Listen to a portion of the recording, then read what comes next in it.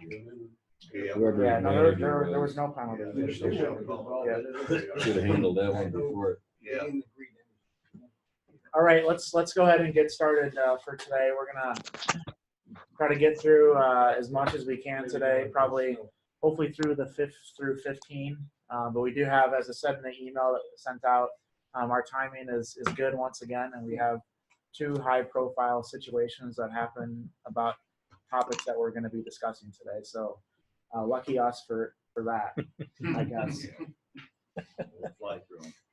Is that accidental or on purpose? Yeah, exactly, right? I mean, I guess that's one benefit to not starting or being in a cold weather state. Dealing with this weather is tough enough, so I guess we get a little bit of break. So once this gets up here, let's see here. So we're gonna talk today really about what I would say is the largest change to the rules in dropping the ball. So they're principally how we drop it is going to change from how you do it, but in terms of what we're trying to do, get the ball in play as quick as possible without any redrops is really the rationale behind the changes. So a lot of people have been, especially with what happened with Ricky over the weekend, or was it last weekend now? Last weekend, there's been some questioning about why did we make the change, and really at the end of the day, the change was made so that we can get to a point where we're not having to come up with all these 9 different scenarios where we redrop, and to make it simpler for golfers to understand, hopefully. But there is going to be some time to take where people are going to have to get out of old habits like Ricky did, and that's just part of the process. But when the players or when a person's dropping, some things we have to be aware of before we drop is that we can't improve our next shot. And so what that means, going back to Rule 8.1, is that, for example, if we're going to drop a ball in an area where there's a divot, we can't fix that divot or put a divot back in there before we drop. But we're still able to remove loose impediments, and we talked about that a few weeks ago. So if there's leaves or whatever, there's that stray divot that's not attached, we can remove that out of the way before we drop, but we can't physically improve the ground where we're going to drop. Except if it's on the team ground, it's a little bit different, right? Because on a team ground, we can do certain things, bump up the turf or whatever before we play. And on the putting green as well, where we can fix certain damage on the putting green only. And then when we do drop a ball and we're taking relief, anytime now that we're taking relief, we're able to substitute a new ball in without penalty, with the only exception of that being if it's an embedded ball on the putting green. You have to put that ball back. All right, so there's 3 things that we need to do in order for it to be dropped in the quote-unquote right way. So it has to be dropped by the player. And then, my question out to the group is, well, does the player also mean the partner as well in partner events? Right? That's affirmative. Yeah. Yes, right? So the partner can also drop, but not the player's caddy or the partner's caddy. Want either the player or the partner. And then it has to be dropped down from knee height, okay, without touching the player or the player's equipment. But a key difference from previously is that now when we drop, obviously it's knee height, but after it hits the ground, now it can hit the player or a player's equipment and still be okay, as long as it was accidental and not purposely done.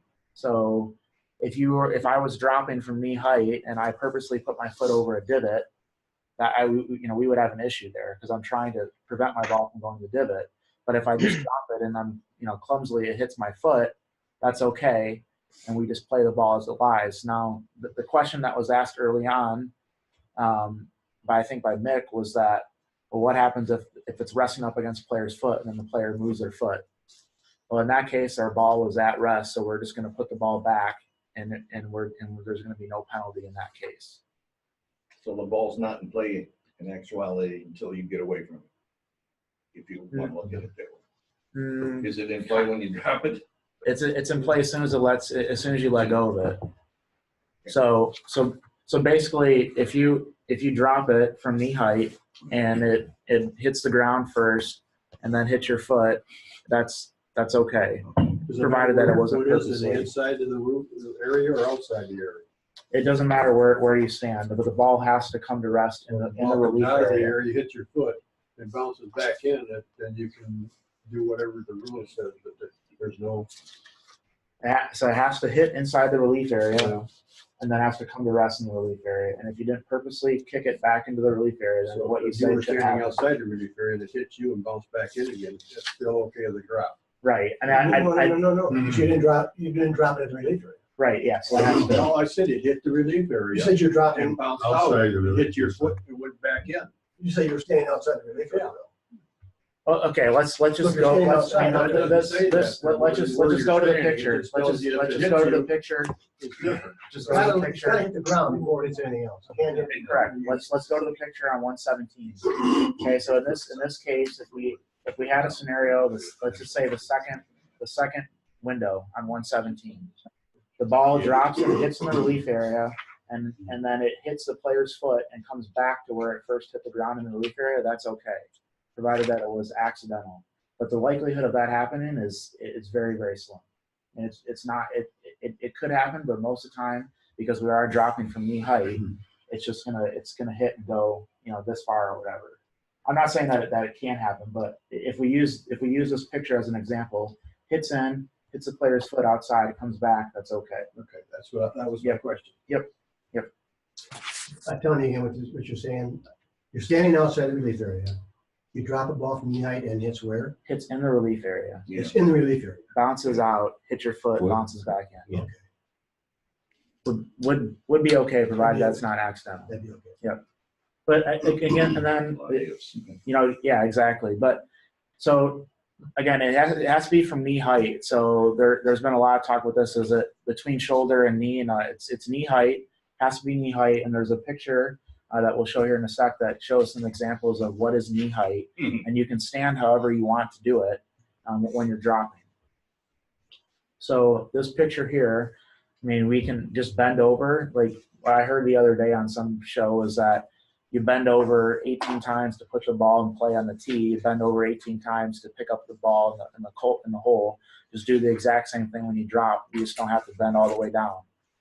And that's the way that they described it. And I think that makes a lot of sense, right?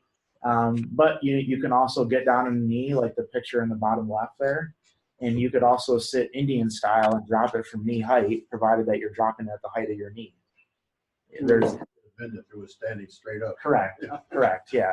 So there's lots of different ways in which you can drop, but the easiest way is just to, like this top left one, is just bend over and drop right in front of you.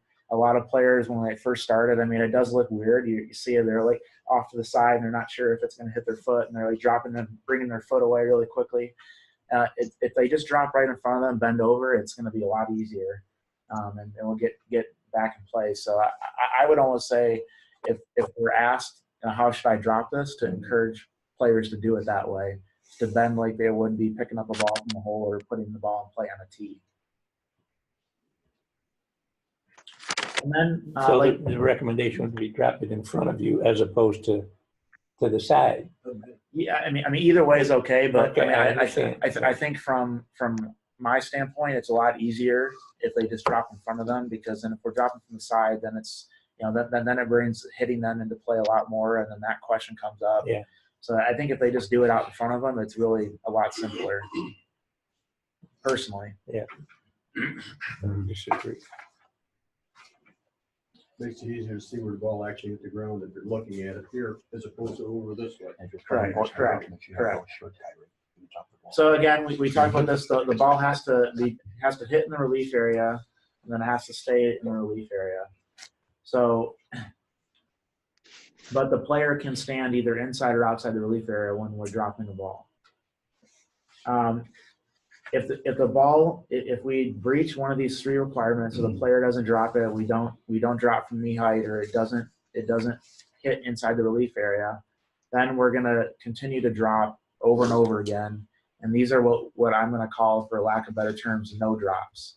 So when we're counting our drop place, these no drops don't count towards that. So if Frank's my caddy and he drops it, that doesn't count as one. We're back to square one, and I'm dropping from knee height in the correct way, and hitting inside the relief area. Real briefly, when does the penalty come into effect? After you complete the stroke, or it would not? If you dropped the wrong way and your caddy caught you, you took your stance, you were like this, and he says, "Hold it." Till you strike the ball. Yeah, it's until you make the stroke. So we have to be clear. If you whiff the ball, it would still count. Okay. It would still be a But penalty. if you stopped him before he made the stroke, As long as you haven't made a stroke. So yes, in that case, if using Ricky's example, if the camera guy would have known the rules and said, "Hey, Ricky, you can't do that," Ricky would have been okay to fix it. And that's, I think, If 14.5. he'd been looking at Ricky when he did it, he would have known it was wrong. He was looking in his bag. The caddy. The caddy. Benny's getting something out of the golf bag when Ricky actually dropped the ball. So his head was down here and he wasn't looking over here. Right. Yeah. So that's what- Right. Okay. And so again, these are going to be these no drops, and so we're still going to have to drop at that point. And then, as we were saying, so if the player does not drop again and instead makes a stroke at the ball from where it came to rest after being dropped in the wrong way, if the ball was played from the relief area, the player gets one penalty stroke, but is not played from the wrong place. But if the ball was played from outside the relief area or after it was placed when required to be dropped, no matter where it was played from, the player gets a general penalty. So basically, when I read this, I asked myself, why can't they just make it simple that if it's played from the relief area and done in the wrong way, it's just a one-stroke penalty? So why in that situation where you're required to drop the ball and then you placed it, or vice versa, is it a two-stroke penalty and not? And I don't know the answer to that. It just seems to me that it would be a lot simpler if we just said that if the ball was played from the relief area, if it was done wrong, it's just a one-stroke penalty. But I guess there is some issue with a ball being placed as opposed to drop. Well, when you say done guess. wrong, I mean, you can be done wrong and still get a one stroke if you play it within the relief area. But done wrong doesn't mean like placing instead of dropping. Anytime you place it instead of dropping, you're going to get the general penalty.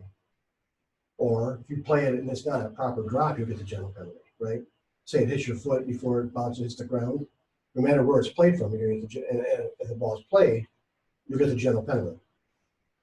I don't think so. If the player does not and instead makes a stroke. So basically it says that the player drops in the wrong. Does not drop again. Does not drop again, instead makes a stroke where the ball came to rest after being dropped in the wrong way. The player, as long as it's from the relief area, the player is going to get one penalty stroke. Well, in the wrong way doesn't mean, that means like dropping from your shoulder height. If it hits your equipment before it hits the ground or your body, that doesn't even really count as a drop. Right. That's different from being dropped in the wrong way. Well, it says number 2 under 14.3b must be dropped down from knee height without touching player or equipment. Okay, that's being dropped in the wrong way. It's not? No, it is. So it's saying that that's being, all three of these things need to happen in order for the ball to be dropped in the right way. Player drops it. So if it's not dropped in the right way, it's in the wrong way. Correct. Yeah. Right. So I think in that case, if you drop and it hits your foot and you don't re-drop it, if it's in the penalty area or if it's in the relief area, it's only one stroke. If it's outside, then it's 2. And I'm not sure. I think we should. And if he drops it from his shoulder and he places the ball from there, even though it's in a relief, it's still a general. It's a general penalty. No. It's only one, No, one. because it's in the relief area. Correct. Thanks. Correct. Okay, thanks. So So yeah, I mean, I think it is a little confusing, but I guess, and I want to reread what I said, because I think what I said, one thing that what I said was not correct. So it says after it was placed when required to be dropped. So I think that it's talking about that specific instant, not necessarily the opposite, where if you dropped it when it should have been placed. Yeah, so, yeah, you can get to 1 or 2 based on where you're playing it from. It's still, I think in that case it's going to be a 2-stroke automatically, because If what? If you, if you drop it instead of placing it, you're going to be playing from the wrong place. if it's in the relief area, then you get just 1. Okay. Outside the relief area, you'll get 2. Okay. So it is the same either way. Flip it. And that's because you've done it improperly, but you're also played it from the wrong place. Gotcha. Okay.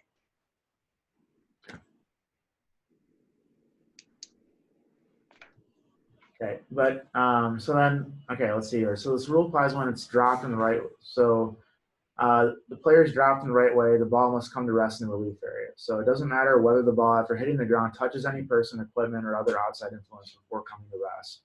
As was, your question. If a ball comes to rest in the relief area, the player has completed taking relief and must play the ball as it lies.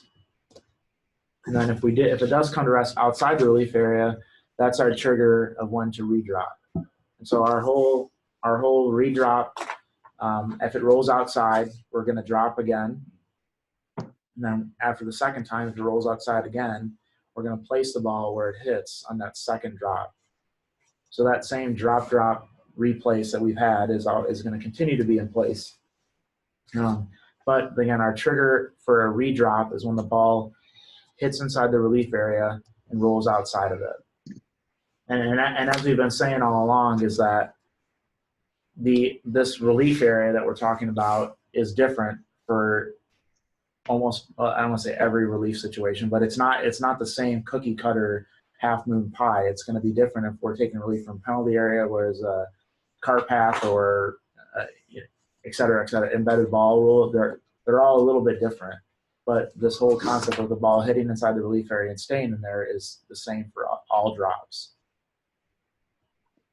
And then here, there's just the exception that we talked about, but if it's deliberately deflected or stopped, then we're going to follow procedure 14.3D, which we'll get to in a sec. And again, that would be if it's I put my foot over a divot, or I try to kick it back in a place that I want to, et cetera, et cetera. I had a question. Yeah. When I was laying in bed about this half circle and quarter circle. Match play.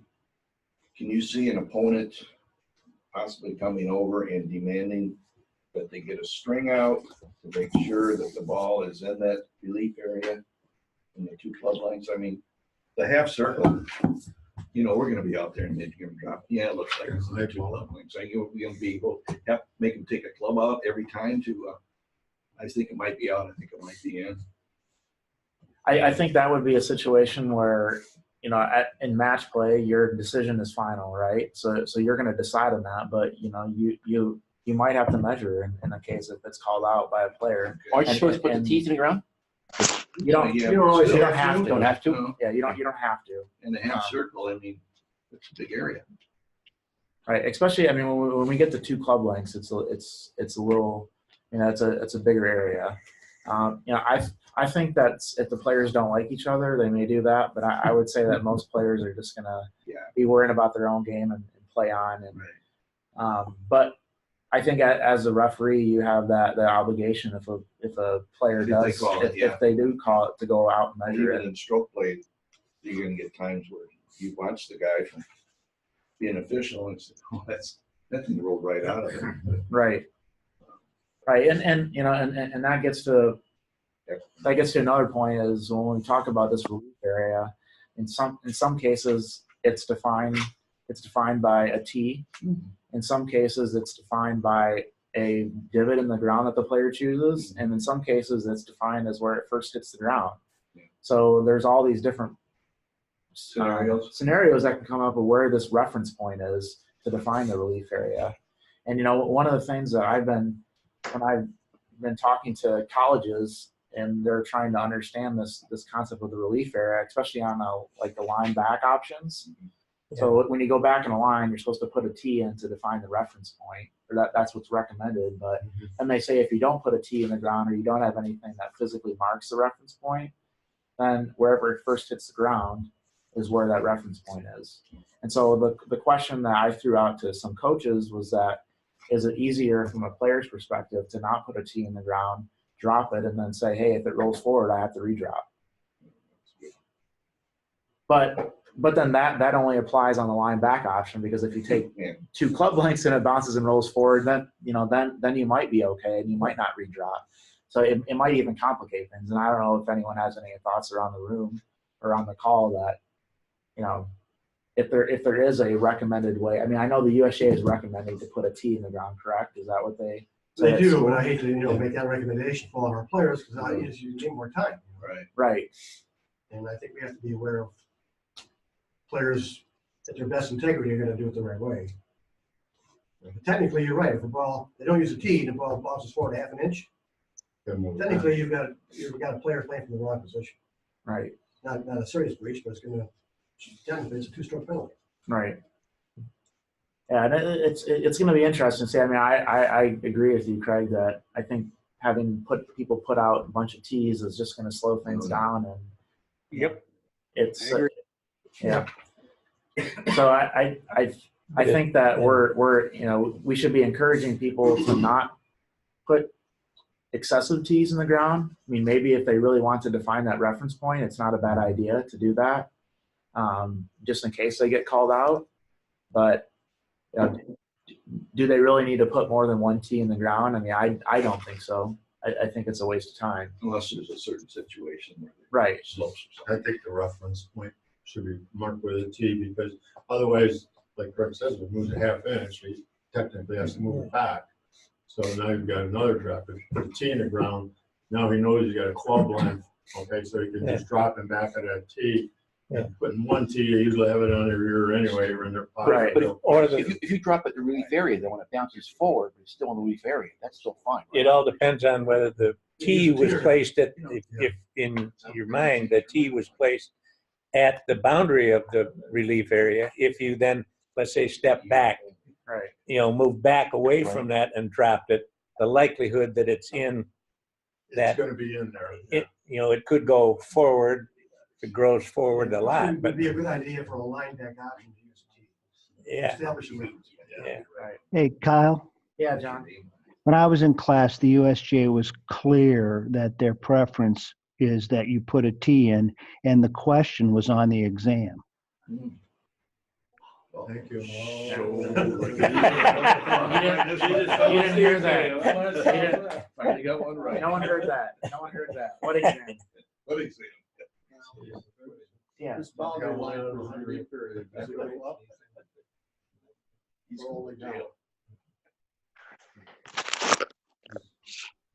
So that the ball could actually look like it's sitting outside, but if the ball has some part of it is still over top of the boundary area, does that mean it's still in the relief area? Like we do for red, yellow lines and red lines, if the lines go up and. I don't think we're gonna have a real big problem dropping from the knee. If you put a T in the ground as a reference point, drop it from the knee, the ball is gonna roll like you're dropping it from up here. So I don't think we're gonna have a super big problem with that, That's my opinion. I think that was part of the rationale why they went down to drop from knee, or, Yeah, exactly. so it's not going to roll a long I mean, if distance you're on a from. hill like this, it's a different story, but most of the time, you're picking a reference point for somebody that's into somewhere. Yeah. That'd be the biggest back on the line, and put that T in, boom, you get your reference point. It should be pretty easy, really. I don't know for sure to answer your question, Jeff. I would imagine that it works very similar to a line, and that if it's touching at any point of that line or over, and I would imagine that it would go up as well. If that situation happens, just tell the player to play it. You're there, you say that's in. Right, it's good. Yeah. That's in play. My glasses are a Play on. little screwy right there, and I can see it's in. Okay, and so again, just going back, we are going to, if it drops, it hits in the relief area, rolls out, drop again, rolls out, and we place on the second, where it hit on the second drop. Okay, and then we talked about this last week, but if the place ball doesn't come to rest, we're just going to keep moving it around to where we can to get or where we can to get it to stop. So that ball that's above the bunker rolls into the bunker and rolls into the bunker, and you place it. You can keep placing it in the general area. You don't have to play it from the bunker, right? Yeah, you can't play it from the bunker. And in that situation, there's a specific interpretation. I know, that's what I'm looking for. It's not in there because they announced it after. Yeah. That's a ball that's embedded. Correct. So sorry, it has to, the ball has to be embedded. But if it's just sitting, why would he be taken? He could be in ground under Sure, on the bank like sure. that or something. yeah, if it was ground under, So then you could go to yeah, somewhere He can else. go out of the relief area if he Well, has to find a place where it will remain. Where it will stop, Yep. as long as it's not embedded. Yep. An embedded ball has that specific saying that. In He that has case, to you have to stay take in an the relief unplayable. area.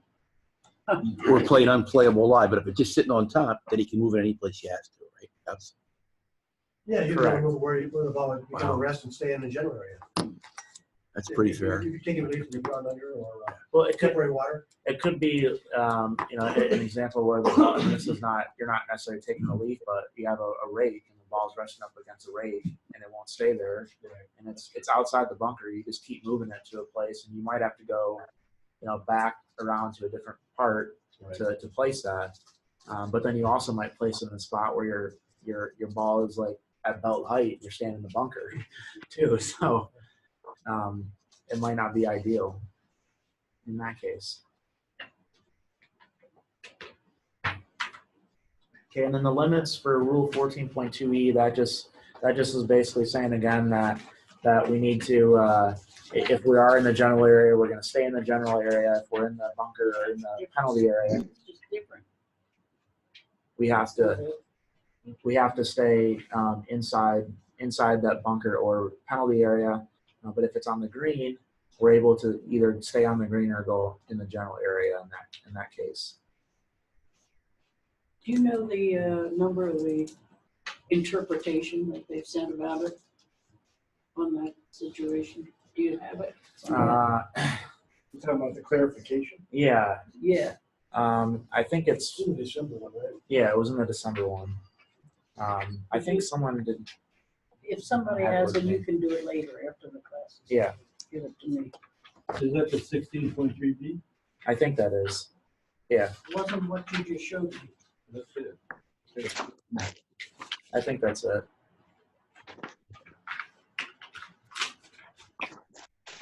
This says if any part of the course within the one club length of the reference point, it says neither the reference point nor any part of the course within one club length is in the general area. That's not the situation we're talking about.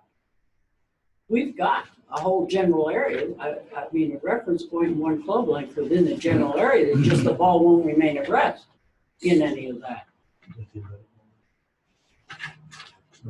See, this says, if a player's ball is embedded in the general area, but neither the reference point nor any part of the course within one club length of the reference point is in the general area, that's not our situation.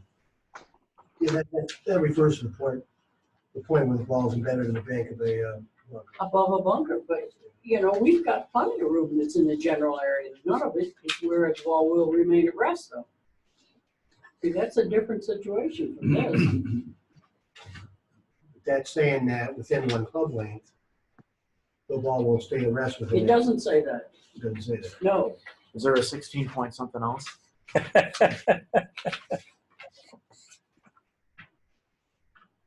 Nope. Okay, we'll have to get clarification. I sent the USGA an email asking for a ruling back in January, and I finally heard back from them yesterday. So at that rate, we'll probably find out by May. before we start. I'm sure there's a ton of them. Yeah, that's what they said. Yeah, Which, well, and some I embedded agree. I balls, mean, but it's, that's the only it's kind of tough. way around, Yeah, right? exactly. I need like a preferred hotline or something like that. But They know who you are? You know that 63B? I'm Kyle. 16 No, I'm not looking at anything that looks like that. That's the one that talks about it. Take a look at that. is that so? We're right. We don't need to look into it. I don't need to. No. contact. Okay. I don't know, let her take a look at it This is first. not it. This says if a player's ball is embedded in the general area, but neither the reference point nor any part of the course within one club length of the reference point is in the general area, that's not the situation. That's the same. We've one. got a whole That's the same club one. length that's in the general area, the ball just won't remain at rest there.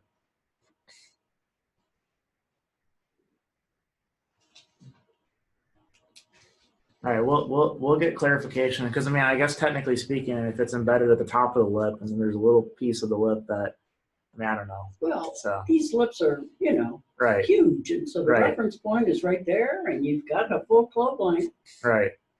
so that is not that situation at all. Yeah, Well, you're we'll, right, it doesn't say that. we'll get clarification on that. Yeah, go Maybe. ahead. Maybe. I think we should all go out and break the bunkers before, so I'll stand right up to the. Yeah, So better get it up to All right, the so top. we kind of hit this pretty good. So again, this is just a visualization here of what we're talking about. The first one, the drop is good. Second one, it's going to be a redrop, and then the third one is the concept of a no drop, or what I'm gonna call a no drop. So in case one, we're good. Case two, we're gonna drop again. Case three, we're gonna drop, but it's gonna be our first drop.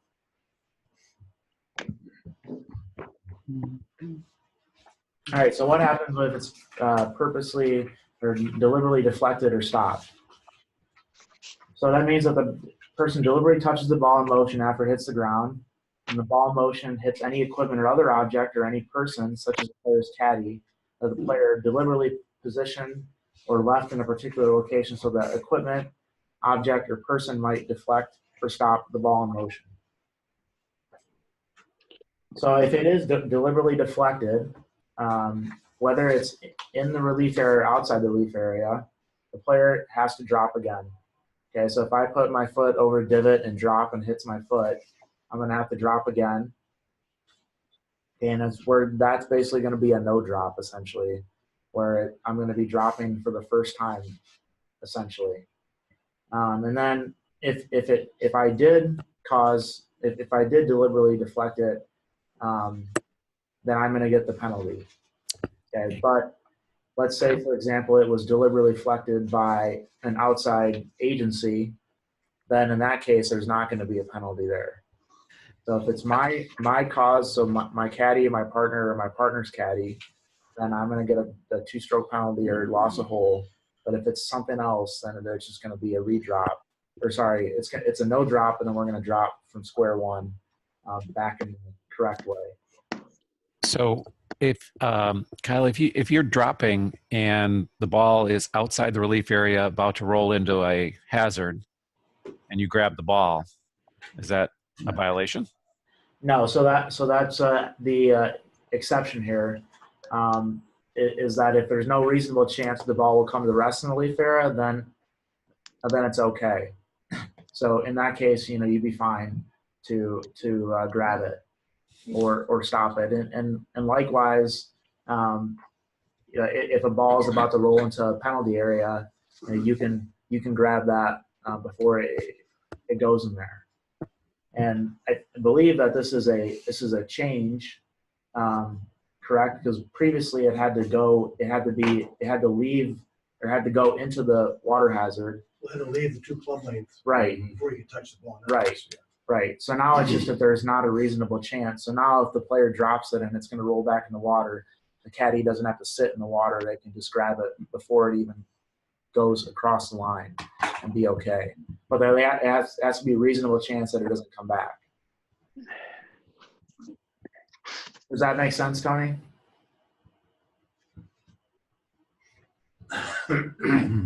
He's on mute. Sorry. Yes. Yes. All right. It's All right. If you're taking a drop, you can use either the same ball or you can substitute a ball for either one. So why would a caddy have to worry about the ball going in a water hazard? When they get the balls for free, for game's sake. They don't pay for them. Just leave it go, man. It's a freebie. Rich people don't get rich because they're generous. They just like to donate stuff. The reason that they're rich. I did see that in this last tournament. You don't think that model's gonna hit a scrub ball? Below the hazard line, it's like, that's where he's touching the ball. The ball would have to go into the hazard before he hit it. Not now. But I didn't hear any comment as to whether that was legal or not, or why he did that. It probably was he's used to doing it that way, Correct. so they did it just to be Correct. safe. Correct. But Yeah. nobody clarified that I heard on the radio, and these announcers were trying to do that all over the place. So, Yeah. So in this case now with the new rules, that the caddy could have caught it before it went into the penalty and area. I was wondering about that when they were doing this, and I don't think he has to do that, but Right. good. Okay, and then if we do touch it in this case, then this is going to count as one of our drops. So if the caddy does grab it before it rolls out or as it's moving out, there's no chance that it can come back in the relief area. That's still going to count as a drop.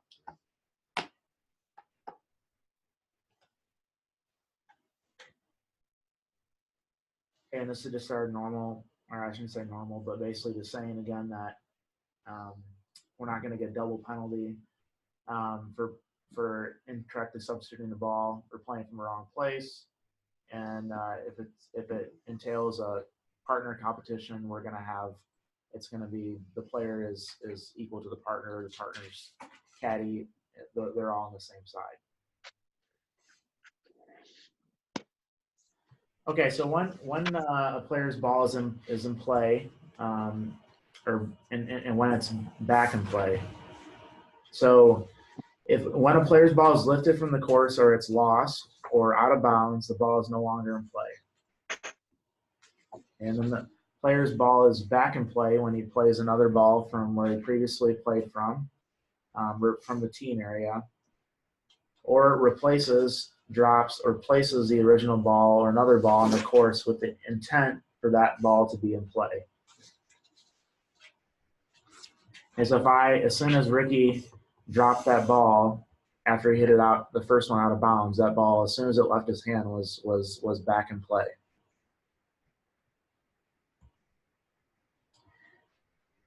But if the player returns a ball to the course in any other way with the intent for it to be in play, the ball is in play, even if it was substituted for the original ball and not allowed, or replaced, dropped, or placed in the wrong place, or in a wrong way, or by using a procedure that did not apply.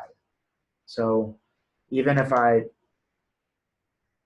drop incorrectly, or instead of dropping from knee height, I just kind of toss it underhand, my ball is still in play at that point, even though I didn't do it in the correct way.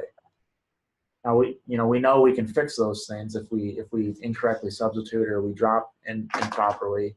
We can fix those before we play, but the ball technically is in play when we do that. And then this last one here, so a ball is in play even if the ball marker marking the spot has not been removed. So we know this from putting greens. A lot of times the player will put the ball back and that mark is still there. Well, once they put the ball back, that ball is in play. And if that mark is there, it doesn't necessarily matter.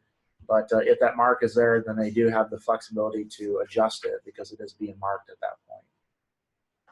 Also, if you play a ball with that marker there, you get one stroke. You get a penalty, right? Correct, yes. Yep. Never used to. Didn't matter. Was that new? It's a change. Huh? Is that a new? Yeah, it's, I didn't know that. Yeah. anytime a ball is replaced, the ball marker has to be removed no matter where. No. Mm-hmm. Otherwise, it's one stroke. Right, okay. All right, so 14.5 is our new eraser rule. so to speak. So if we do, like we've been talking about, if we do have a situation where we either substitute another ball, or we replaced it, dropped it, or placed it in the wrong place, or it came to rest in the wrong place, or we dropped it or placed it, whatever, in the wrong way, or if we used a procedure that didn't apply, we're able to fix that. But this is allowed only before the ball is played. So once it's played, there's no going back and fixing it. We're going to have a couple situations where we do play from the wrong place, so we're going to have to go back and fix it. But for the most part, once that ball is hit, we can't fix it without penalty. We're going to get a penalty, and in some cases we are going to go back and fix it. But there is going to be a penalty applied as soon as that ball is or as soon as a stroke is made. So in Ricky's case, if he just simply would have, picked it up and dropped it correctly, there would have been no issue. And really, I saw something else this morning too, and a lot of it was from someone that works at Golf Week, and he had asked the question: Is there going to be a lot of these Ricky situations where people are going to drop from shoulder height? And then there were some people saying, yeah, it's going to happen. Some saying no, and some saying that, yeah, there are, but you can fix it, and it's going to take a quote unquote village. It's going to take the spectators, the rules officials, other players in the group to say, hey, you can't do that. And I think that's going to be true. I mean, there are definitely going to be people that play in our events that didn't do their homework and study up before they came out to play. But hopefully there's at least one person in the group that did that will stop them from dropping. And obviously if we see that, we need to say something. We're not going to sit back and then penalize them after. We want to get out in front of that and talk to players, even if it is yelling from across the fairway, or driving across and waving their hands like a madman. We still want to stop that from happening. Question. Yeah. When is it appropriate or allowed for a rules official to do like that versus letting the players play on? Is it always appropriate if a rule is being broke for a rules official to step in? So I'm not going to say always, so I hate saying always, but in this case, if a player is breaching a rule, then yes, you should step in. But there could be cases, and Craig correct me or Gene correct me, in match play where if you're not a referee assigned to that match, that you would not. That's correct, yeah. You would not come out and say something. It's always our intent to prevent rules infractions, no matter what the case. Unless, like Kyle said, in match play, if you're not assigned to a match, there are restrictions as to what you can do as a rules official. Correct. I was always told to interfere if he's breaking a rule, but if he's just taking an option that you think is not the best, keep quiet. That's right. Get out. Agreed. Okay.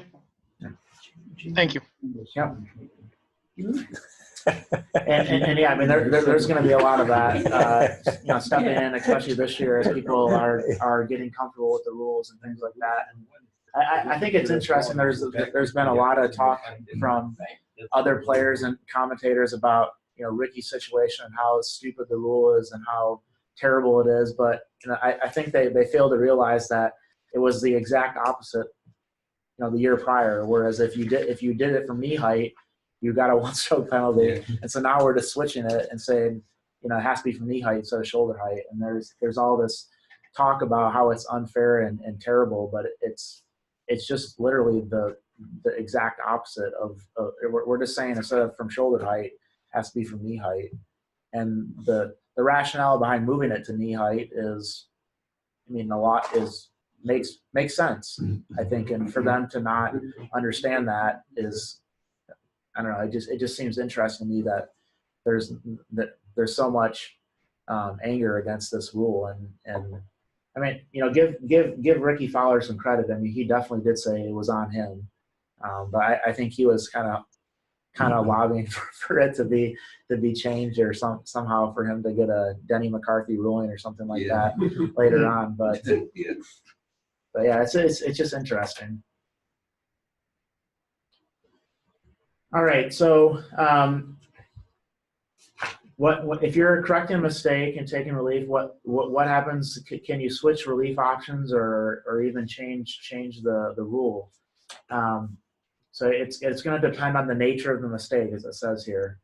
So when a ball was put in play under a rule that did not apply, in correcting this mistake, the player may use any rule that applies to his or her situation. So they do a good job of giving an example here. So if the player mistakenly took an unplayable ball relief for his or her ball in a penalty area, which we'll get to, but we should know that we can't take an unplayable from the penalty area.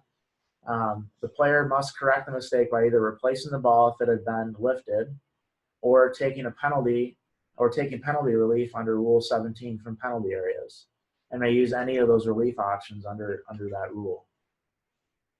So this is a good example of if you know where we can't actually change our quote unquote rule that we're taking relief from. Now, what happens if the ball was put in play under a rule that's applied, but the ball was dropped or placed in the wrong place? So in this case, instead of taking our one nearest point of relief from 1 club length, we took 4 club lengths with our stance from the cart path. We're dropping it in the wrong place here. The player must go on to take relief under the same rule. So we're still going to take relief from the cart path in our example, but we may use any relief option under that rule. And in that case, there's only one relief option. But another example here, using the unplayable ball again, the player uses the lateral relief option or 2 club lengths and mistakenly dropped the ball outside the 2 club length relief area. And if the player corrected that mistake, they could go on and go back on a line with the flag and the ball as far back as they want, which is an option under unplayable, or they could go back where they last played from, or use the correct 2 club lengths or lateral relief in that scenario. So in that case, they have to stay with the same rule, but they can use other options within that rule. Okay, now what happens if the ball was put in play that under a rule that was applied and was dropped or placed in right place, but the rule requires the ball to be dropped or placed again? So in this case, the ball hits inside the relief area, rolls outside the relief area. Correcting this mistake, the player must go on to take relief using the same rule and the same relief option under that rule. So another example here, if we're taking relief from an unplayable again, the player uses the lateral option, so 2 club lengths, and the ball was dropped in the relief area, but was dropped in a wrong way, or came to rest outside the relief area. In correcting the mistake, the player must go on to take relief under Rule 19.2 and must use the same relief option. So that's a little bit different than the one above, because we technically in the one above it never really hit inside that relief area. We really dropped in the wrong place. Whereas I guess technically you can drop in a wrong way and still have to take relief under that option as well. So it's nice that they have these examples in here, but to me it's still confusing. And if I ever got asked this question, I'd have to go to this rule and figure it out. If it's a redrop situation, you can't change options. Right. If it's a wrong rule, wrong place, you can. Wrong rule or place. So I put right. Wrong rule up there and wrong place there, and this is a redrop. Those are those 3 paragraphs. Right. But they also talk about dropping in the wrong way too, which is. Well, that's a redrop. Technically. Yeah. If you're operating under the right rule and you're in the right place, then you can change options, but you can't when it's a redrop. Like it's rolled out of the area, or it's hit your foot on the way down, or whatever. Right. Yeah. I'm glad it's easy for you, Jane. Well, I got to see your notebook there. It isn't different. It's the same as it was. It was just never described this way. Yeah, Correct, that- correct. that is true. It definitely wasn't described this way. They try to make it easier to explain. Yeah, so they Well, made it they haven't. easier Yeah. by explaining it. It'll probably just take some time, then we'll know it like Gene does right now. After reading it once. The next iteration will be written by a sales guy instead of a lawyer. Nah, that's not gonna happen. The All lawyers right, are gonna so do when a the ball is RNA. lifted under the race rule 14.5 to correct mistake, the player does not count any penalty strokes for actions that were taken relating to that ball after the mistake and before it was lifted, such as accidentally causing it to move. So if we dropped it incorrectly and then we accidentally kicked the ball, we wouldn't get a penalty in that case, provided that we fixed the incorrect drop. We dropped it in the right way. But if those same actions were also a breach of a rule relating to the ball that was put in play to correct the mistake, such as when those actions improve the conditions affecting the stroke for both the ball now in play and the original ball that was lifted, the penalty applies to the ball now in play. So I guess what this is saying is that if we dropped the ball incorrectly and then we broke a branch that was in our way, and then we dropped it correctly, we're still going to get that penalty for breaking the branch because it's improving our next shot after we fix the drop. All right, playing from where we last played from. So this has changed slightly. This is, and we'll see this when we get to a lot of the lateral relief options too, and the unplayable. Is that a lot of these things are very similar, the relief options, but there is a slight change to how it's applied. So if the rules require a player to go back and play from where they previously played from, there's going to be a few options on how to take that relief. And we're going to have, anytime we're dropping, when we go back to a place, we're going to have a relief area. So if we go back to the teen area, that's not going to change. We're going to be able to tee it up anywhere within that teen area, like we always have been. And if we go back from a previous stroke made from the general area, the penalty area, or bunker, then it's going to be a little bit different. So previously we had to drop back on that exact spot. Now we're going back and we're going to have a relief area in which to drop in. So we're going to go back to that spot, and then that's going to be our reference point. And then from there, we're going to get one club length in either direction, no closer to the hole in which to drop from.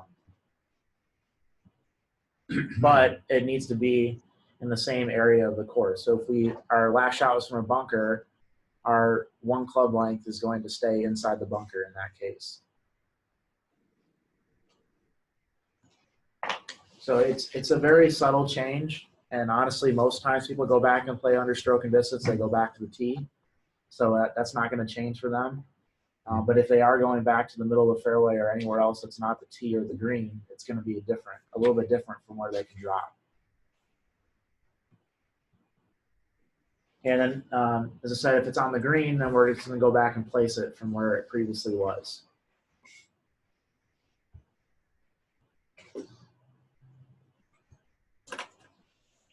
That makes sense, everyone? No? I still, Well, the you line of pick- play rule, I still disagree with. So it should be a circle instead of a half circle. What difference does it make if you're taking relief under line of play? You've already gone back 200 yards. or- Yeah, and you take relief and you drop Drop the it, ball and and it- it goes forward close to the hole. Okay, I'm going to take new relief. I take 2 steps up, closer to the hole, still taking line of relief. They're talking about pace of play. Well, you can't in that case. You can never take Correct me relief. if I'm wrong, Craig, but you're not able to switch your reference point after it rolls outside the relief area. I'm saying the relief area in a line of, I believe that you can, Kyle. You can, okay. yeah, you I'll see if I can look it up. We talked about that when I was in class. can, yeah, Okay. you can. I know that. I looked You at it can, too. okay. Yes, you can change your. You You 2 can steps change your forward. reference point at that Yes. point. Well, I Not guess if we go reference point, back you to can change your line of play. Yeah, reference point, not line Right. of play.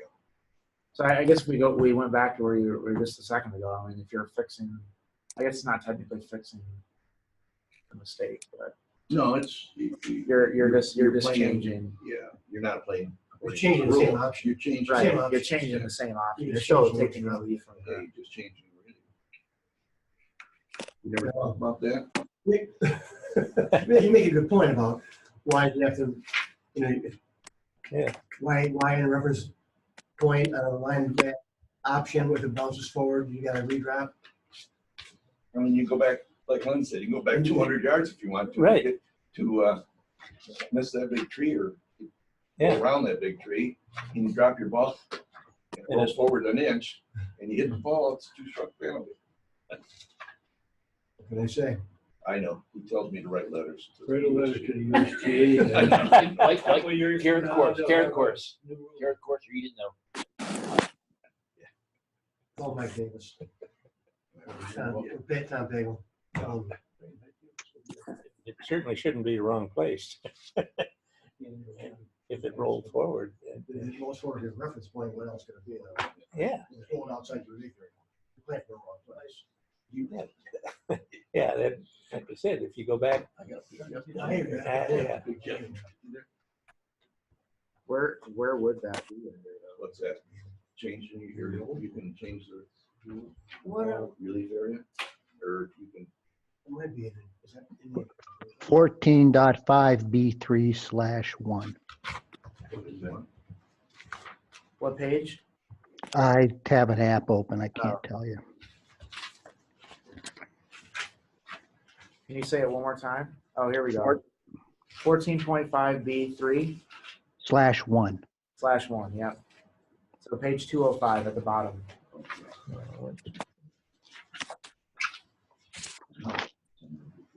Yeah, that.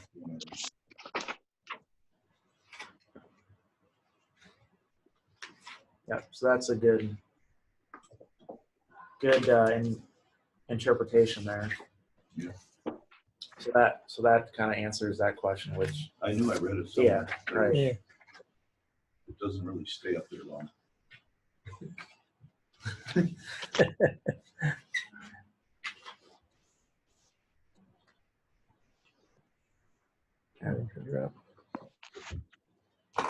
That's a good one. Hmm. All right. All right. So 14-7, playing from a wrong place. 14.7, sorry. After starting the hole, the player must take each stroke from where his or her ball came to rest, except when the rules require or allow the player to play from another place. And again, the player must not play from a wrong place. If they play from the wrong place, we're going to get the general penalty, 2 strokes, and stroke play or loss of hole in match play. So what do we do if we do play from the wrong place? So we need to decide whether to play out the hole with the ball played or to correct the mistake by playing from the right place. And what we do depends on whether it was a serious breach. So, and they define a serious breach whether the player could have gained a significant advantage by playing from the wrong place. If it's not a serious breach, the player continues to play out the hole with the ball played from the wrong place. So an example of that would be if we do drop, if we take our four club lengths relief from a car path or something like that, and we drop the right way, we're playing from the wrong place. If we don't fix that, that's not a serious breach because it's going to be only a couple club lengths away. I guess I shouldn't say it's always related to distance, but distance a lot of times is a primary factor in how that's determined. But in that case, it's very, very close. The lie or anything wasn't drastically changed, so it's not a serious breach. We just play on, but the player is going to get that 2-stroke penalty or loss of hole penalty. I guess in match play, we wouldn't play on, but 2 strokes are the general penalty. But if it's a serious breach, the player must correct the mistake by playing out the hole played from the right place. So the most common example that I run into out there with what is a serious breach is the player takes 2 club lengths from a yellow penalty area. That is almost always a serious breach because they're usually gaining a significant advantage being on the other side of the water. They'd have to actually go back and fix that prior to them playing out that or hitting a stroke on the next hole or in the case of the final hole, before turning their scorecard. And if they don't, then they'd be disqualified for that. Definition of serious breach, you want to talk about that or not? Yeah. Definition. Yeah.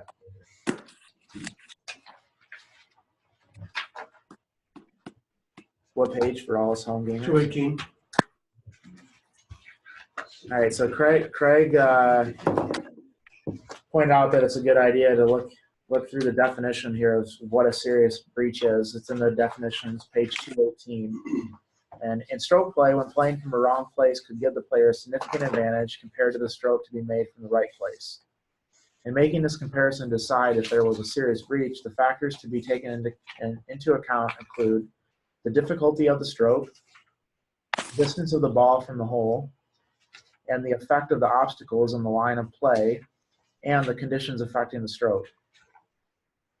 The concept of serious breach does not apply in match play because the player loses the hole if he or she plays in the wrong place. So we're looking at those 4 situations to determine whether there was a serious breach. So I guess distance is just one of those factors, but we also talk about the difficulty of the shot as well. And so the common or example that I can recall is a couple years ago when J.B. Holmes took the opposite margin relief, and instead of taking 2 club lengths from the point equidistant from the hole, he went back in the line with the flag, and he went from dropping on a downslope to having a tree in his way to back where he was hitting from the flat lie and being able to play over the tree. So in that case, they determined that it was a serious breach, and he had to go back and play from the correct place. And then I guess that's a good example of the difficulty of the shot as well as the obstacles on the line of play, the conditions affecting the stroke. I mean, what would that be, like next to a tree? Tree in a way, or trees or things affecting your line of play. Around the tree. Or your stance, 90% maybe. of the wrong place penalties are not serious breach. Right. And in the net tournaments, most of the problem comes from they don't know they're supposed to play out the ball played from the wrong place. The first thing they do is run over and pick it up. And say, where do I go with this? Yeah. You know, they First of all, put it down. don't. You all ought to work more in that tournament. Yeah. So what do you tell them in that case, Jane? Using that example, I where they pick it up when they shouldn't. Well, if I had to them by then, I just have them go put it back for one. Right. And usually we go from there. Right, but usually it's after the fact. It's after the fact. I went back They picked up and- the ball and they played it from somewhere and tried to fix the mistake and fixed it wrong. Oh, it's a mess. Right. Hopefully they're playing it in the net stable for that hole. Or the team play and it's there. Yeah, team match play. It's And not their- it's not their common score. All right. The partner did all right on that hole. So as Gene said, a lot of the times is the situation is not going to be a serious breach, but if the player doesn't know whether it's a serious breach or not, the player can hole out with both balls and alert the committee, and the committee can give them the ruling at that point. So that's still the recommended option, instead of going back and thinking you're doing the right thing when you're actually just giving yourself a couple more extra penalty strokes.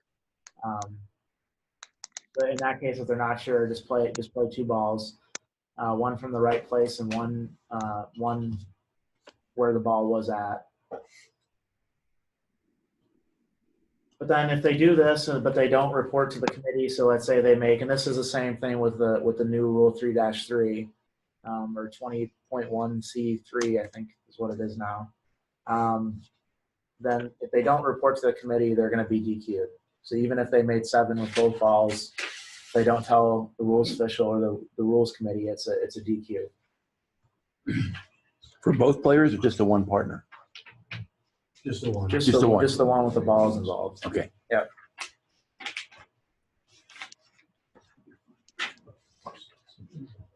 He'd be DQ'd just for that hole. Correct. Yeah. I just hope that it's a best ball and not an alternate They shot. record the scores from there. Right. Okay. So this is just saying here that the score is going to depend on what if the player did commit a serious breach. So if it's not a serious breach, the ball played from the wrong place counts, and the player just gets the general penalty. And the second ball is played, all strokes with that ball, including strokes made, and any penalty strokes from solely playing from that ball do not count. If it is a serious breach, then they're going to have to go back and fix that. They're still going to get the penalty from playing from a wrong place. And then the stroke made in playing the original ball from wrong place and any more strokes with that ball, including strokes made and any penalty strokes solely from playing the ball, do not count. So if I played from the wrong place, I hit it in the water, and then I took relief from that, but then I found out that I had to go back and play from the right place originally, that one penalty stroke that I took from taking relief from the penalty area would not count. Or that my shot didn't get there. But I'd still get the 2-stroke penalty or loss a hole in match play.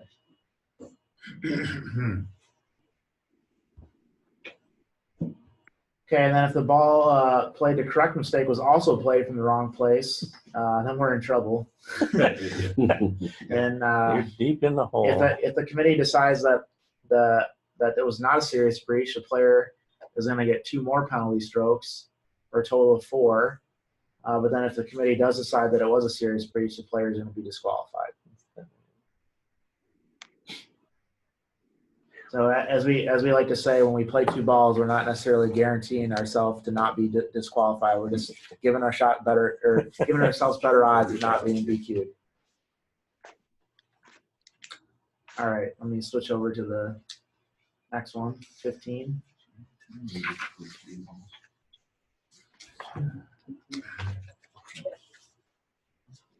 No, I don't think so. You were supposed to hear that. All right, any questions on 14 before we switch over to 15? Okay, nope. All right. All right, so 15, relief from, and this section of the book is, I think, called free relief. Is that right? It's called free relief. Free relief. So 15 and 16, free relief. So relief from loose impediments, movable obstructions, including a ball or ball marker helping or interfering with play, which again we had happen over the weekend. So the purpose statement here, purpose of the rule. Rule 15 covers when and how the player may take free relief from loose impediments and movable obstructions. These movable, natural, and artificial objects are not treated as part of the challenge of playing the course, and the player is normally allowed to remove them when they interfere with play. All right, well, we know with the case of loose impediments, we talked about this in the bunker, if we do move loose impediments, but they cause their ball to move in a bunker, we're going to have a penalty. So that's why they use the word normally there. But the player needs to be careful here, moving loose impediments, because if it's not on if the ball is not on the green, then there's going to be a penalty.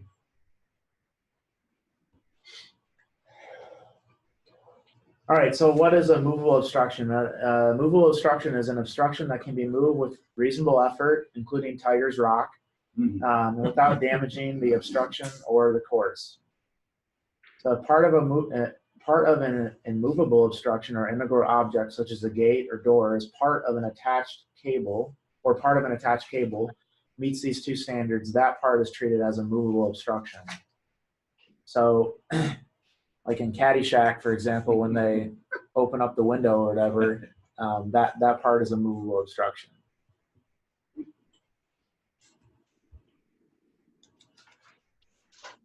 But it does not apply if the movable obstruction or integral object is not meant to be moved, such as a loose stone that's in part of a stone wall. So if we have stacked stones and we pull each one of them individually and say it's loose, that doesn't count. That wall or stone wall is an integral part of the integral object, not an integral part of the course. And then even when an obstruction is movable, the committee may define it to be an immovable obstruction. So a common example that you'll see with this is if the committee is using stakes to define penalty areas, they'll often make those immovable obstructions so that you know, when I play through and move it out of my way, the size of the penalty area doesn't shrink or expand when wind comes in place after. So a lot of times they'll put a local rule or a rule in place to say that those obstructions are immovable, and so they're stuck in place.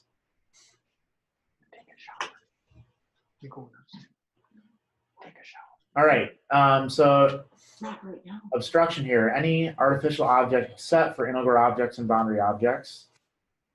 And our obstructions, surface, roads, and paths, buildings, rain shelters, sprinkler heads, drains, and irrigation or control boxes. This is just like straight out of Caddyshack here.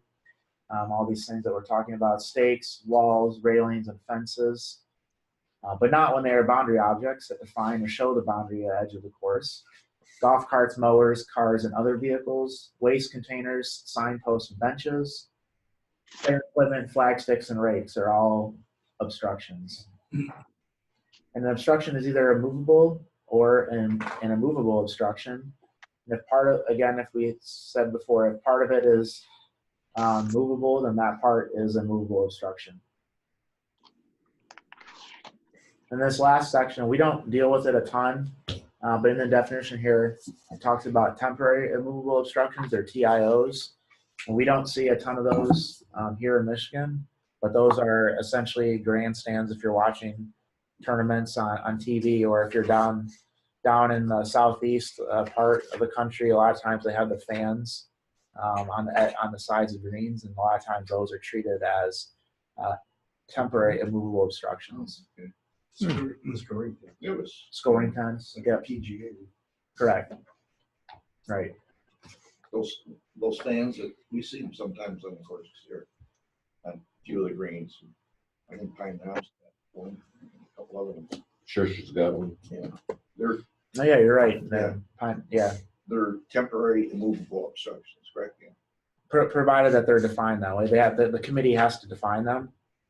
That case, and basically what the reason that you would do that is so that you get line of play relief.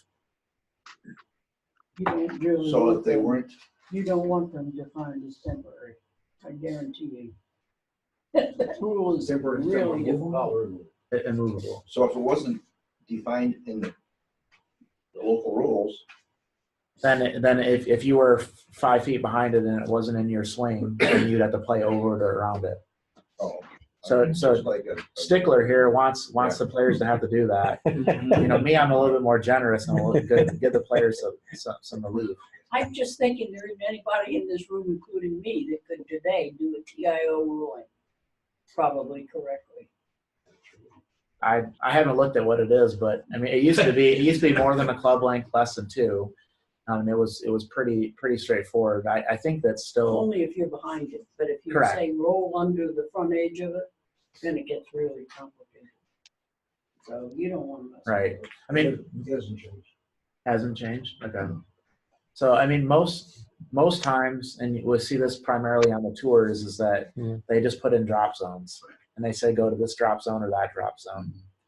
And so I mean, if we ever had that scenario, we would probably put a drop zone in to make it simple, Yeah, probably. or sit down with that trouble hole official and explain to them exactly. This is what you're going to be exposed to. Player that would understand how to do that. Right. Yeah. That's Right. And a lot of times too, if we know that, hey, there's this fan back here and we're only there for one day, we're going to put the hole tucked front right so that it doesn't come into play. And I mean, that's, when we're out setting holes, I mean, there's a lot of trouble that we look around the green, and especially for some of the less competitive events, it's just like, yeah, stay away from that as much as possible. And Plum Hollow on number 4, we had that cart path on the right. I mean, try to get as many holes in the middle or on the left side of that green as possible to avoid dealing with that. But the ball still happens to get magnetically attracted there for whatever reason. All right, loose impediments. So without penalty, a player can remove loose impediments anywhere on or off the course, and may do so in any such way or any way, with 2 exceptions. Removing a loose impediment where a ball must be replaced. So before placing a ball that was lifted or moved from anywhere except the putting green, a player must not deliberately remove a loose impediment that, if moved when the ball was at rest, would have likely caused the ball to move. So if for whatever reason you have to lift your ball to see if it's cut or whatever, and it's resting up against a pine cone, when you lift the ball to see if it's cut, you can't remove the pine cone at that point. If you do, you get a 1-stroke penalty, but no, you don't need to put the loose impediment back. So don't be dumb and put it back. If you moved it, just take your penalty and move on. Double. Right, exactly. Okay, and this exception applies both while play is going on during a round and while it's stopped under Rule 5.7a. But it does not apply to a loose impediment that is removed as a result of marking the spot of a ball, or lifting, removing, or replacing a ball, or causing the ball to move.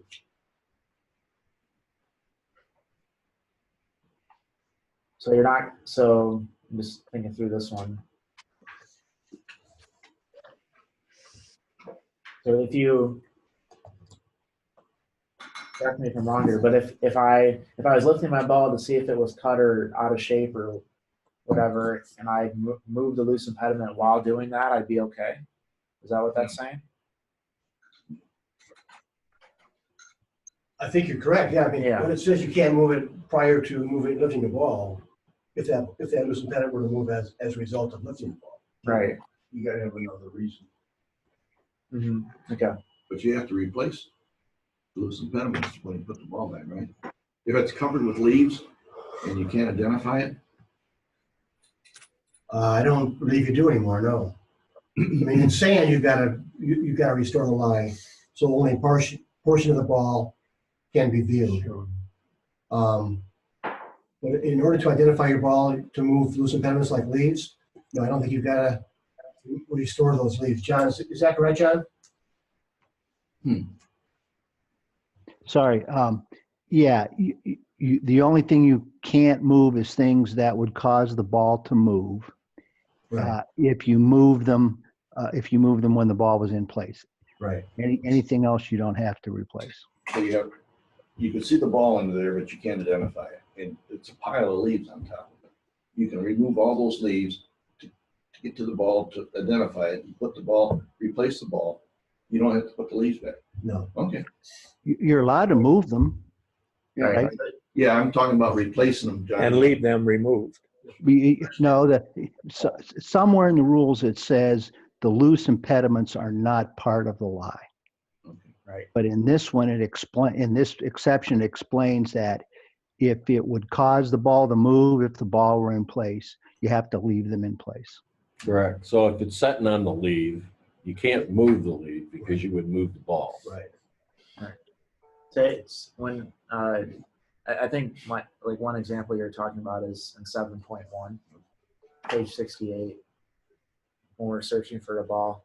Yeah, well, it was part of the searching when, especially in the fall, when. Right. But I could see a thing where you could actually see the ball underneath there, but to identify it, you'd have to remove quite a few leaves.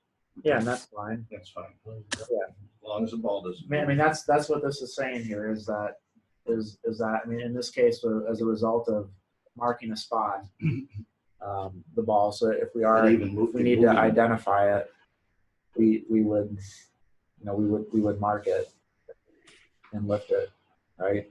Oh no, I'm thinking of. Now you got me all confused again. No, me too.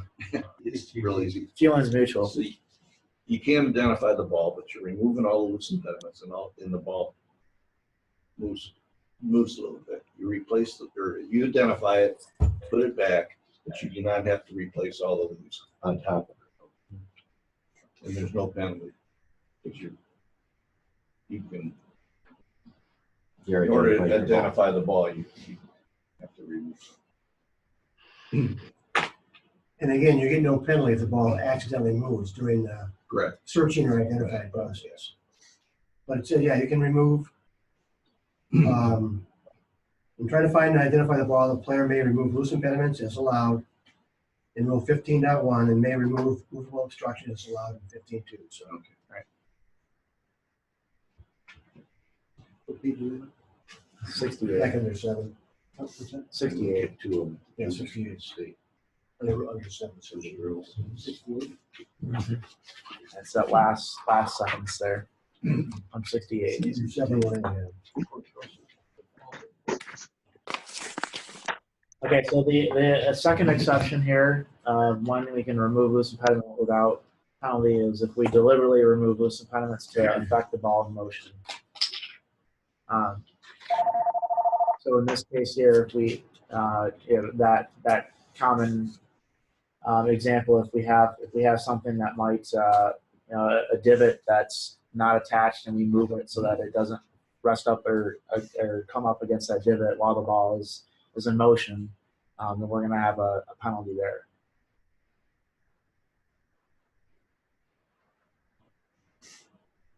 All right, if a player's removal of a loose impediment causes his or her ball to move, the ball must be replaced on its original spot, which, if not known, must be estimated. If the moved ball had been at rest anywhere except in the putting green or in the teen area, the player gets 1 penalty stroke, except when Rule 7.4 applies, which is talking about when we're searching for the ball. Okay, or when another exception to Rule 9.4b applies. So, sorry, when 7.4 is searching or trying to identify it. And then 9.4b talks about a deliberately touching the ball or causing it to move. It talks about the exceptions where that's not a penalty as well. There's 4 exceptions there, so an exception to an exception.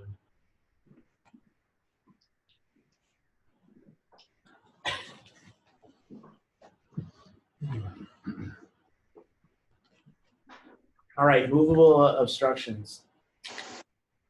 The rule covers free relief that is allowed from artificial objects and meet the definition of movable obstruction. It does not give relief from immovable obstructions, a different type of free relief, which we'll get to is under 16.1, or boundary objects or integral objects where there is no free relief. So from a movable obstruction without penalty, a player may remove a movable obstruction anywhere on or off the course and may do so in any way, with the exception of tee markers when they're being played, when a ball is being played from the teen area. So that's specific to your teen area. So that doesn't apply to the tee markers in front of you. It's the ones in your teen area. And then there's also restrictions on deliberately removing a movable obstruction to affect the ball in motion. So that scenario that we talked about where Corey Pavin's caddy removed the rake as his ball was racing towards the water, that's going to be a penalty, and then a double penalty for him because then he had to take relief from the water. Water hazard in his case, penalty area in our case.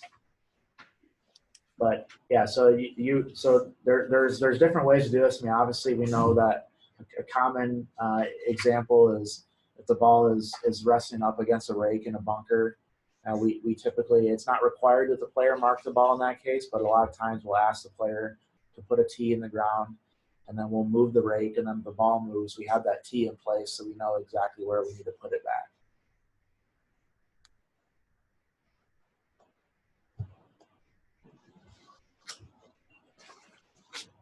Okay, so if the ball is in or on a movable obstruction, then the player can take relief by lifting the ball, removing the movable obstruction, and dropping the original ball or another ball in this relief area. So in this case, let's think about a ball that's in on someone's lawn chair, folding chair, and it's not on the ground; it's on the folding chair. In that case, our reference point is going to be the estimated point right below where the ball was. And then from that point, we get 1 club length in either direction, but not closer to the hole. So that's going to be, I mean, again, anytime we drop the ball, we're going to have this relief area concept. So this is just another instance where the relief area comes into play, but our reference point is directly below where the ball was.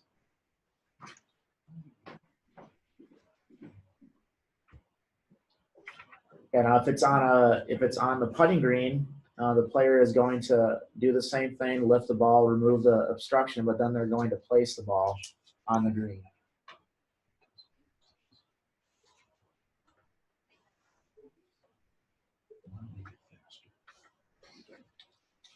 Okay, any questions there? Okay, what happens if your ball was not found, but you know it's in there? You have known or virtual certainty that it's in there. So you see the thing go into a dumpster, but you don't. Or maybe a dumpster is not the best term. Maybe a wastebasket. And it's really, really nasty crap in there. And you don't want to reach your hand in there to see exactly where the ball is. We know it's in there. Some spectator saw it go in there, whatever.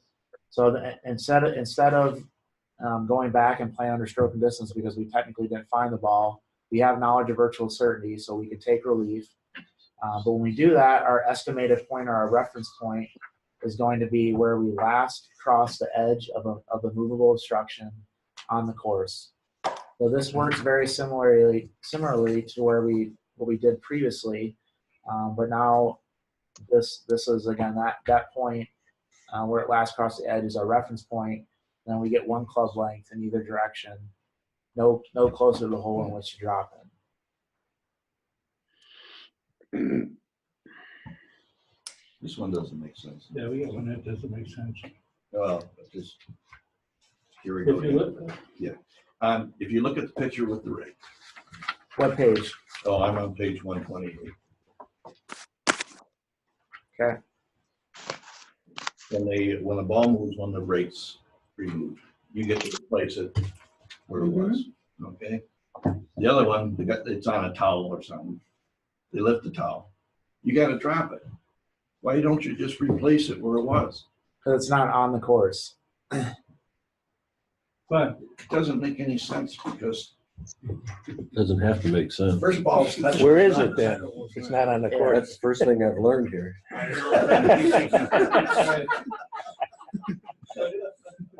It's not on the course.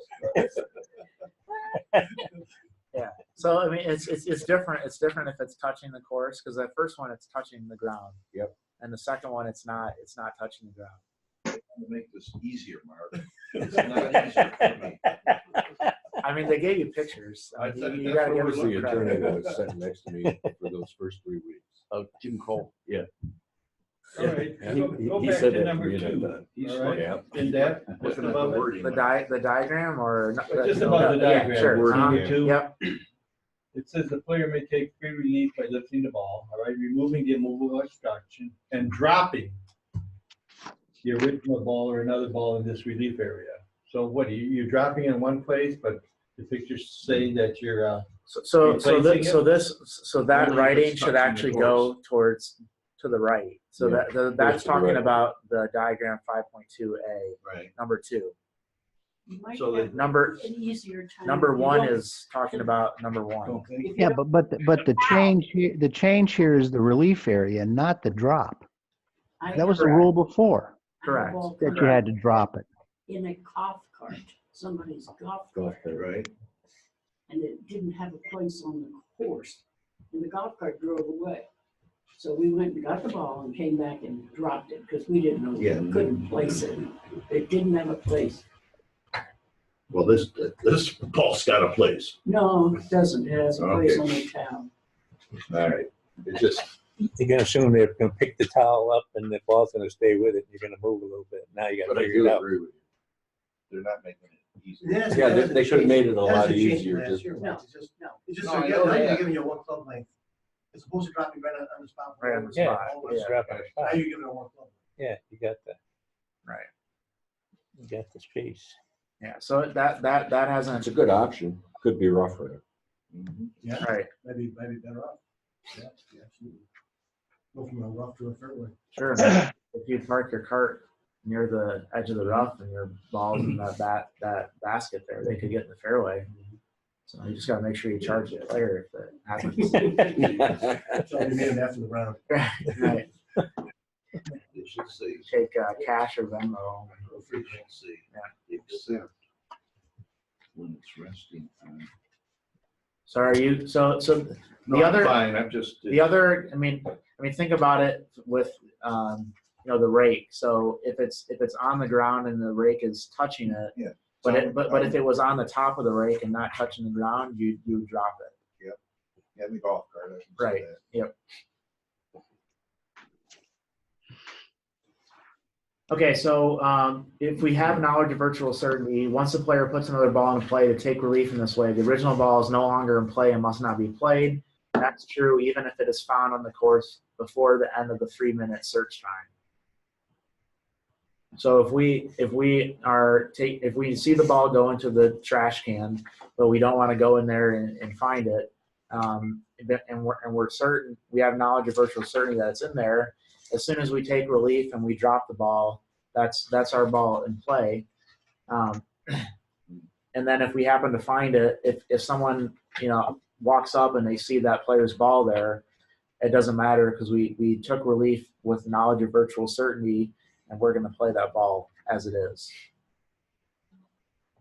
That happened with one hollow. Once he chose the option, he's stuck. Did it? Yeah, the post, the wall washes, they got the canister that you throw Yeah. back into. Uh-huh. I watched the ball get hit the ball that went in that hole. Uh-huh. Only hole that big around, but it was Right. inside of there. Uh-huh.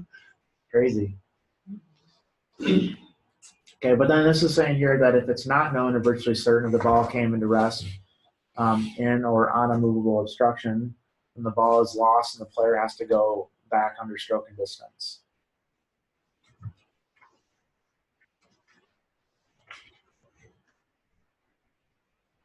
All right, so what happens if the ball or ball marker is helping or interfering with play? So if it's on the green, which happened over the weekend, Rule 15.3 applies only to a ball at rest on the putting green, not anywhere else on the course. So if the player reasonably believes that a ball on the putting green might help anyone's play, such as by serving as a possible backstop near the hole, the player may mark the spot of the ball and lift it under Rule 13.1b if it is his or her own ball, or if the ball belongs to another player, require the other player to mark the spot and lift the ball. And the lifted ball must be replaced on its original spot. And then in stroke play, a player who is required to lift a ball may play first instead. And if 2 or more players agree to leave a ball in place to help any player, and that player then makes a stroke with the helping ball left in place, each player who made the agreement gets the general penalty. And that's 2 strokes in stroke play. So the key thing that we see in this rule is, the two or more players agree to leave the ball in place. So there's some type of agreement, right? So we all saw what happened, and whether there was, I think at the end of the day, the correct or the ruling that they gave was that there was no agreement between the players, and so there was no penalty because there was no agreement. And Jeff Shackelford here, he thinks that it's the players purposely did it and that they knew the rule. He believes in collusion. Yeah. Collusion. Right. Right. And I saw some comic that there was a comic, and there were 2 guys, and they're like collusion. But so I mean, whatever you think of the scenario, it is what it is. I mean, when they interviewed Amy Olsen after the fact, at least to me, it was clear that she had no idea, of the rule, and or that she wasn't 100% familiar with the rule, and that she did it primarily for pace of play purposes, or that was the main reason, because they had waited 10 minutes or whatever it was during that hole or more. And I get that everyone is, oh, it's backstopping. It's a big problem, but I guess for me, I mean, is it really that big of a problem? I mean, it's, the ball might have rolled another 15 feet, and she may have made the putt or may have missed it. And I looked at the scores. If she would have taken her best score from her best score in any one round and did that 4 times, she still would have finished in like 5th place. So I mean, we're talking about protecting the field here, which is a little bit deaf on my ears at least. And then just all this backlash about, they just forget that these players are people, and that we can just anonymously bash people is just a sad part of our society, in my opinion. But it's interesting how a lot of people think that backstopping is a problem, and there's this unwritten code about what players do out there, and say, yeah, I'll do it to help you, and because you'll do it in the next hole. But you gotta understand, the tour players have no clue what the rules. Right. Yeah. Yeah. Yeah, and I agree with that. I think that there's a good incentive for them not to know the rules, because a lot of times it's just easier to call someone. And if you're playing for thousands of dollars, why would you? They won't.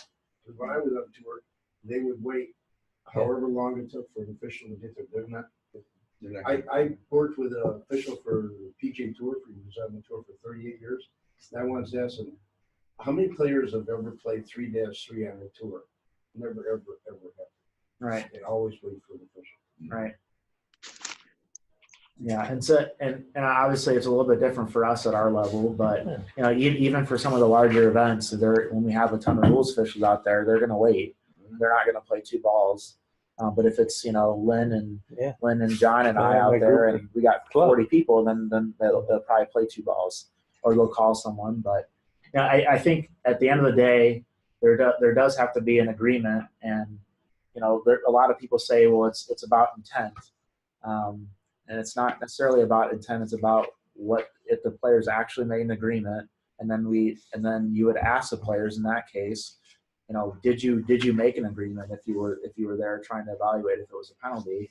And I think at this case, after talking to them, it was clear, at least to me, that there was no agreement to leave the ball in place to help another player. Hey, Kyle, though, this is Tony. Yeah. Yeah, I mean, my question or criteria on that is, had that ball been in front of the hole rather than behind the hole, would she said, oh, no, don't worry about it, pace of play, I'm going to hit it anyhow, or more likely she would have waited for it to mark. Right. So when are you saying that as a defense to that it wasn't purposely left there, or that it was?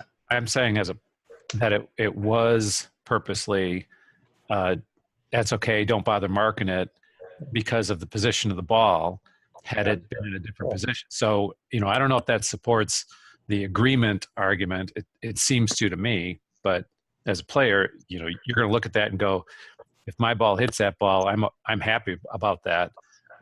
If it's behind the hole, if it's in front of the hole, she'd have been waiting for her to mark. Right. Yeah, because I want to possibly make the shot or whatever. Yeah, I want the ball.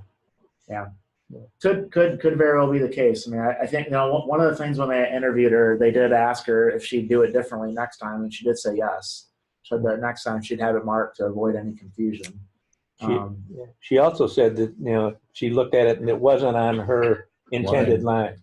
Right. And that's why she didn't think it was going to be a problem, because she was aiming at the stick and hopefully with it going in the hole, and I wasn't going in that direction. Right. But it was close. Yeah, and I think too, a lot of times,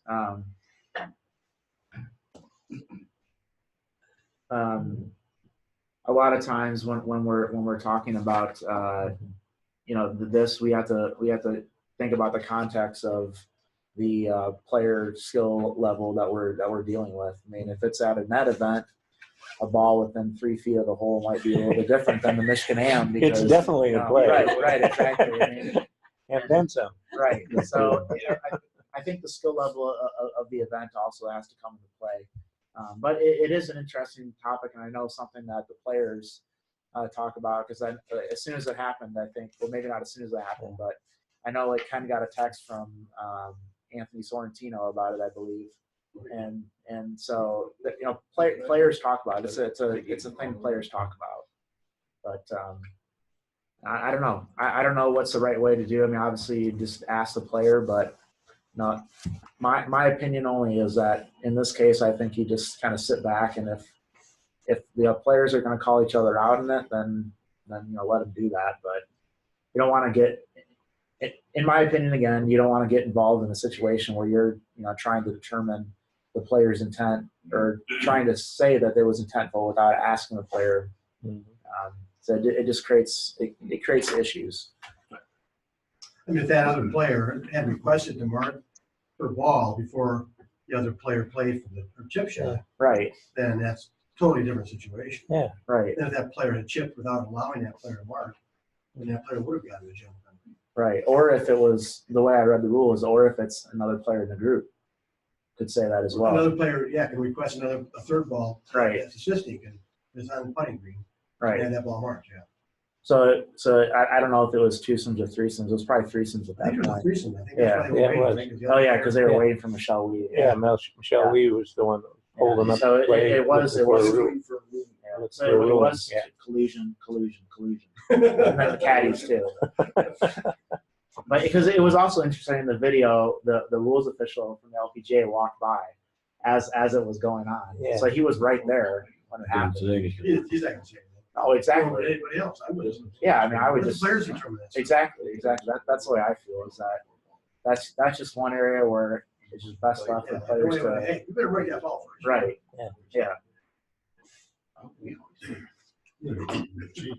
Integrity of the integrity of the game. All right. So, what does it mean to have interference by another player's ball? So, this exists when the player's ball at rest might interfere with the player's area of intended stance or swing, or is on or close to the player's line of play, such that given the intended stroke, there is a reasonable chance that the player's ball in motion could hit that ball. So, as we talked about, that's going to vary based on skill level, because how far off that line is going to, if I'm a bogey golfer compared to scratch golfer, it's going to be a lot different answer there. And then is it close enough to distract the player in making a stroke?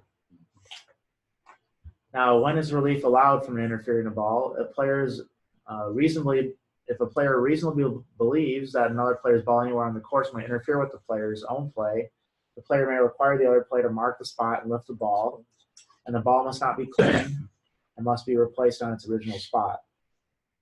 Now, with all these scenarios, if it's easier for the player to just play first instead of marking and doing all this, then that's possible too. I mean, that's honestly recommended.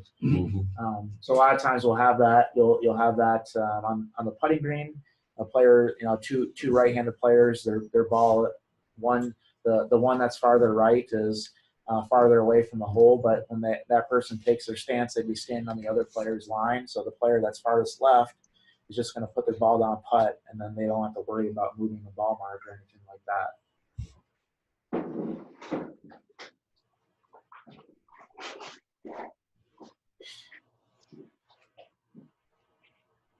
Okay, and then this is saying here that a player is not allowed to lift his or her ball under this rule based on only the player's own belief that a ball might interfere with another player's play.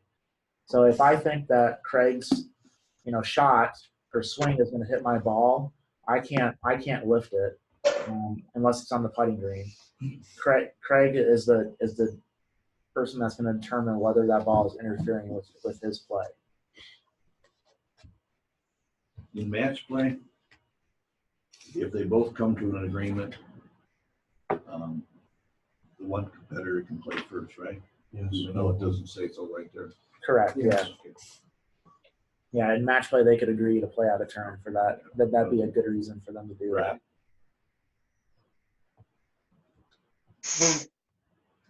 All right. If a ball marker might help or interfere, the player may.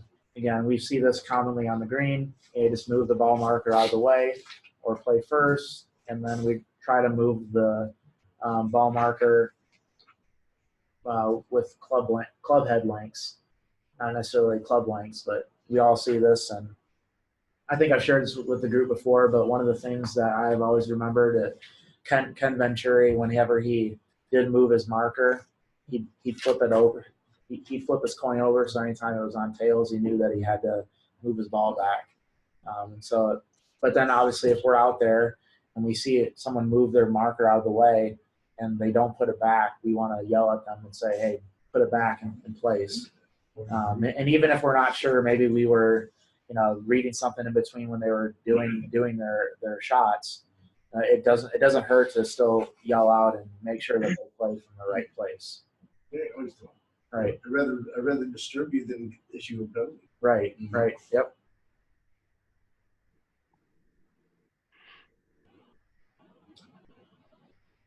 Okay, and then so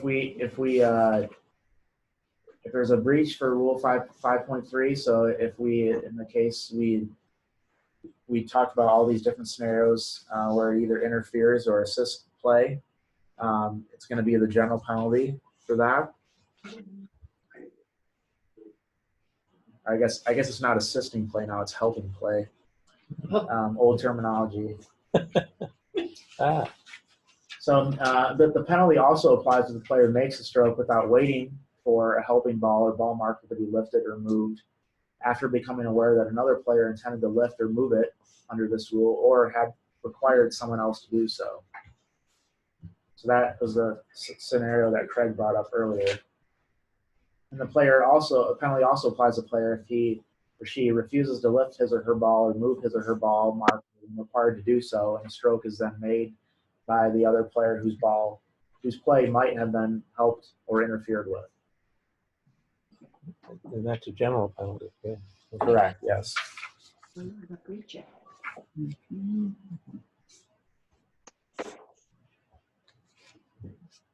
All right. Made it through 15. Yep.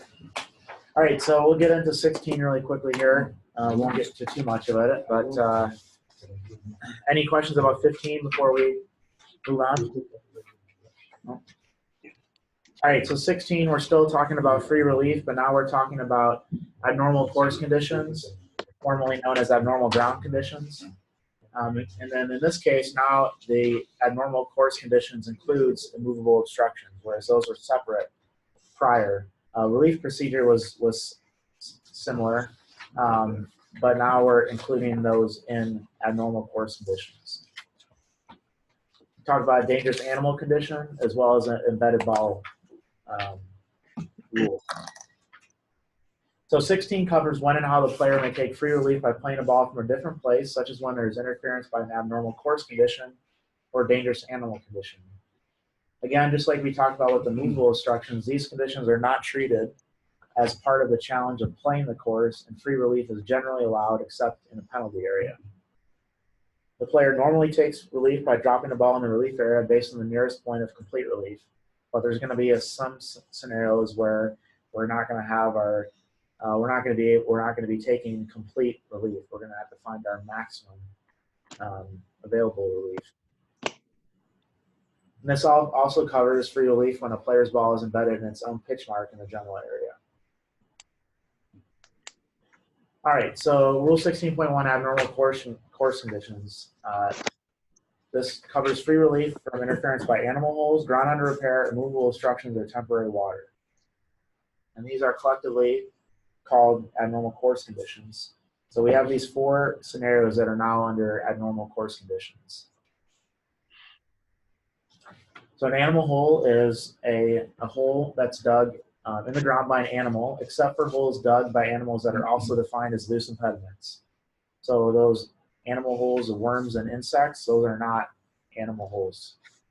But then if you read the definition of the animal, it talks about it not being a human, so your divot holes are not animal holes. And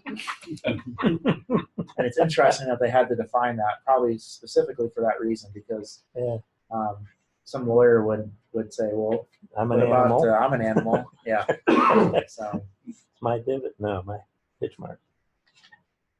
all right, so then the animal hole includes any any of the loose material that the animal dug out of the hole, any worn down track or trail leading into the hole, and any area on the ground pushed up or altered as a result of the animal digging the hole underground.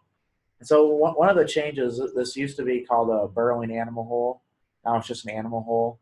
And that has made it easier for us as rules officials to not have to understand what the heck a burrowing animal is.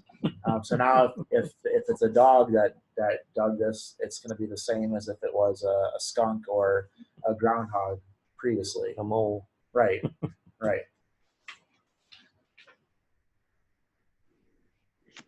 All right, so ground under repair. Not a ton of change here.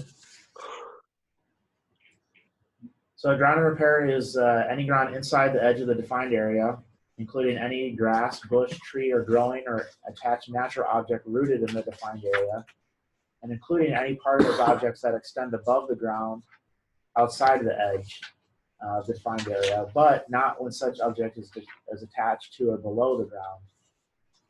So the example they give is a tree root underneath the ground, but the tree branches that are outside the edge of the defined or outside of this ground under repair are part of the ground under repair if the trunk itself is in the ground under repair, if that makes sense. So that changed from last year. You only got relief if the roots were in the fairway. The wall, repair. That must be some That was a PGA local special. rule, yeah. What's that? That must be some That's gonna be a special, local. because it wasn't USGA rule. Yeah. That must have been a PGA or No, something. it's in USG. Mm-mm. Not roots. They do talk about roots into ground repair. That is not part of ground repair. The roots extend beyond the ground repair boundary. Isn't this a situation where that boundary line goes up? Not at all. Something like that? You should Or definitely only get goes relief down? from a tree rooted in the ground under repair area. If you got branches that extend beyond the boundary line, and if your swing is impeded by that, you'd be entitled to relief It says as if it's above the ground. in the branches. Yeah, the object extends up above the ground outside the edge. But not when the object is attached to or below the ground. But this definition no longer says that the ground, the perimeter extends downward. Remember, it used to say downward only. Yeah, the outer bounds of the water extended up and down, and they still say that. But now ground under repair doesn't say, doesn't say anything. Right. That's my question. That's what I was asking. Just what you said. But it never extended up anyway. It only extended up last. So in other words, it doesn't include the roots that are underground and coming out into the general area. Those used to gotta play off of. So you gotta But play the off that tree even if you branches ruin that your hang out arm and there- break your arm with hitting the ball off What? the roots under the ground, and you hit the thing with your club and you break your arm, that's okay. That's But if okay, The tree line was up higher, you get relief from it. but you get relief. Get a from better that. shot. Yeah. All right, it also includes, even if these following things, even if the committee does not define them, so any hole made by the committee or maintenance staff in setting up the course, such as a hole where a stake had been removed, or the hole of a double green being used for play of another hole, or maintaining the course, such as a hole made in removing turf or a tree stump, or laying pipelines, but not including aeration holes. Grass cuttings, leaves, and other material piled for later removal are also ground and repair, but any natural materials that are piled for removal are also loose impediments. So if we have some grass clippings that are there can be ground under repair, but also loose impediments. So, but if it's not marked as ground under repair, then it is a loose impediment. That's the rule. It's got to be marked to be ground under repair. No, it depends on whether it's been filed for removal or abandoned. Okay. That's the next sentence. Okay, thank you. Right. So then any materials that are left in the course that are not intended to remove are not ground under repair unless the committee has defined them as such. But if it is grass clippings that they're intending to remove, then that would be ground under repair. But it wouldn't be the stuff that comes off at the green that they just throw on the side of it. Right. I mean, that's typically just throw in the woods, and they're never intended to pick that up. Okay. But it could be, a good example is early in the spring they'll come out and they'll pick up branches and they'll stack them. Mhm. That's typically a place or something that they'll pick up later, but they're just stacking them in these. But like you said, like the grass clippings, they usually just throw them out. Right. Yeah. Okay, thanks. Yep.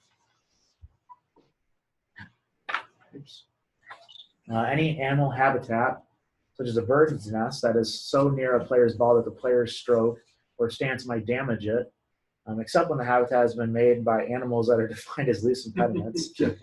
So in that case, we still have to know our animals for some of these things. I guess we just have different rules for worms and insects. And humans. Yeah. Okay, and then the edge of the ground under repair should be defined by stakes, lines, or physical features. So typically when we define ground under repair, I mean, I guess there's really no typical way of doing it. We've done it all three of these ways before. So if it's by stake, so sometimes the course superintendent or course maintenance crew will have those small green stakes that we see, and they'll place those out there. A lot of times we'll use that if it's there and it's correctly staked. But in that case, the edge of the ground and repair is defined by the line between the outside edge points of those stakes, so that the side that's close to the course is going to define that line or that ground and repair. And then a lot of times we'll use white paint to mark that, and we primarily reserve that for areas that are going to come into play. So whether that's near the green or in the fairway. A lot of times we'll go out the day of or the morning of and mark those areas. Then we can also use physical features, such as a flower bed or a turf nursery, and the committee should say how the edge of the ground under repair is defined. So a lot of times we just say that flower beds are, ground under repair. I think we're going to try to do a better job this year of defining those mandatory ground under repair areas, either with some stakes or something, but now we can just say that we just have to make clear to players what is indeed the flower bed and how we define it. And it could just be, where the dirt starts and the grass stops. I mean, that defines the flower bed, but that's not always going to be a perfect scenario for every place we go. Okay, and then when the edge of the ground and repair is defined by lines or physical features, stakes may be used to show where the ground and repair is, but they have no other meaning. So very similar to what we see with penalty area stakes, where typically we have the lines drawn, but then we still have the stakes out there to identify to the players that the penalty area is there. Or no play zones? So yeah, so for a no play zone, we can define that as either part of an abnormal course condition or a penalty area. But a lot of times, if we are going to make it a no play zone, we want to identify it uniquely. So Differently from a ground under repair. Right. So in a perfect world, we wouldn't use the same color stakes, or we would signify to the players that, hey, this flower bed is different than Identify it specifically somehow. Right. Okay, a movable obstruction, an obstruction that cannot be removed or cannot be moved without unreasonable effort or without damaging the obstruction or the course, and then otherwise does not meet the definition of a movable obstruction. So these are your common things that we take away from cart paths, sprinkler heads, irrigation boxes, things of that nature. And the committee may define an obstruction to be a movable obstruction, even if it meets the definition of a movable obstruction. So we talked about that with the penalty area stakes, where in some cases, if we're using those to define the edge of the penalty area, we would define those as immovable obstructions. All right, and then temporary water. So, and this is replacing casual water. So this clarification is just hopefully a little bit easier for people to understand, or the lay golfer to understand.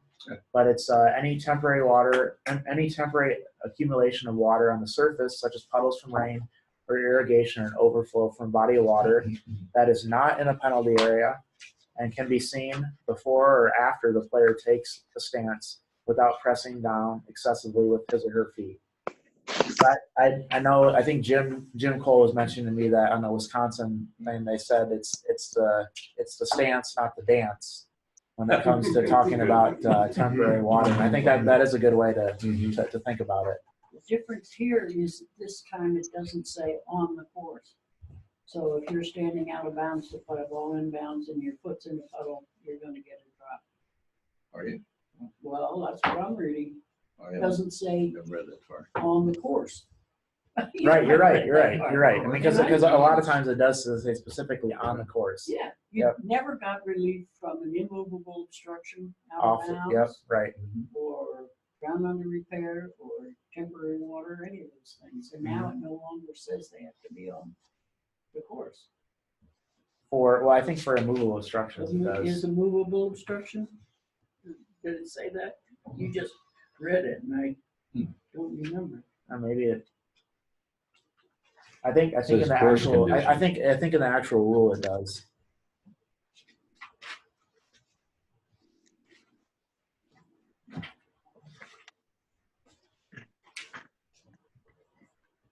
We're right at 16.1. These are collectively called normal course conditions. Doesn't mean that Abnormal. it doesn't say it has to be on the course though. Well, you're either on the course or off the course. Okay, here it is on page 135. So relief allowed anywhere on course. What? Where is it? 135 at the top. So it talks about relief allowed anywhere on the course except when the ball is in the penalty area, and then relief from the abnormal course condition is allowed under Rule 16.1 only when both the abnormal course condition, or in our case, immovable obstruction, is on the course, not out of bounds. Okay. But it doesn't say that about this other stuff. It's the same. It's the same because they're all abnormal course conditions. So all four of these are for only. So I think that's still the same. It has to be on the course. But it's just not in the definition. Right. Okay. Right. Okay, and then getting back to our stance versus the dance. It's not enough for the ground to be merely wet, muddy, or soft, or for the water to be momentarily visible as the player steps the ground. An accumulation of water must remain present either before or after the stance is taken. And there's a few special scenarios. So dew and frost are not temporary water. Okay, and hopefully we don't have to deal with frost in the course, because we shouldn't be playing if there's frost. Snow and natural ice, hopefully we don't have to worry about these either, are either loose impediments or when on the ground, temporary water at the player's option. So that's still the same, and then manufactured ice is an obstruction. So if I get ice from an ice machine and drop it on the course, the players can remove that. That'd be a movable obstruction. All right. So next week we're out of time now. Next week we're going to continue on with 16 and then go into 17, and hey, if we get lucky, maybe we'll get to 18 next week.